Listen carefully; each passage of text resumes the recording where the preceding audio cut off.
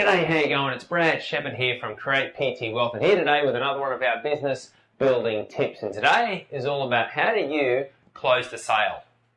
So when you're sitting down in front of your future prospective client, how do you come to that point in the conversation where you actually close the sale? And what do you do at that particular point in time? Now I want to give you a couple of tips from experience in terms of what you can put into your current regime. Tip number one is make sure that you ask for the sale.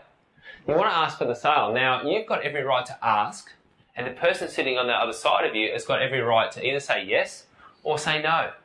Some people will, some people won't. And what you want to do is remove this fear that I could possibly get rejected. Be open to the fact that, hey, you can ask for the sale. Some people will, some people won't.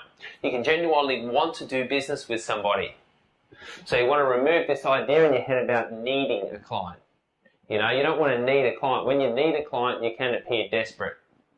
So tip number two is what I'd say during that process. If someone is showing signs of commitment, then what I would say is get out your direct debit forms right there and then. So it's a very powerful way to be able to close that sale, because what's happened is you've both taken the time to be there. And you can say this, look, we've both taken the time out of our busy schedule to be here today. And this is all about you taking the right steps in the direction of improving your health and well-being. You've mentioned that you want to lose this 10 kilos, and we're here today to make that, to commence that. So let's get this process started, and you pull out the paperwork right there and then. What that means is that person is making a solid commitment down on paper. They're taking that first step. You want to think about how many times that person may have in the past taken steps towards improving themselves, maybe steps towards joining a gym or losing weight or doing any of that sort of stuff, and then bailed on themselves. Well, what you can say to them is this time is not going to be one of those times. This is a time where you make a commitment to move forward.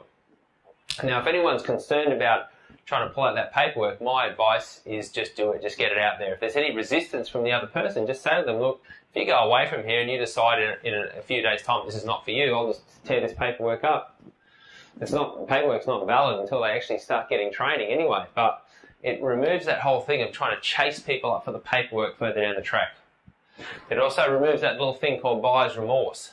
So if that person leaves that meeting, goes home, and they're confronted with, some sort of buyer's remorse going, oh, am I really going to do it this time? Am I really going to commit to this? Is this the right thing for me? Well, there's a chance that they might not turn up again.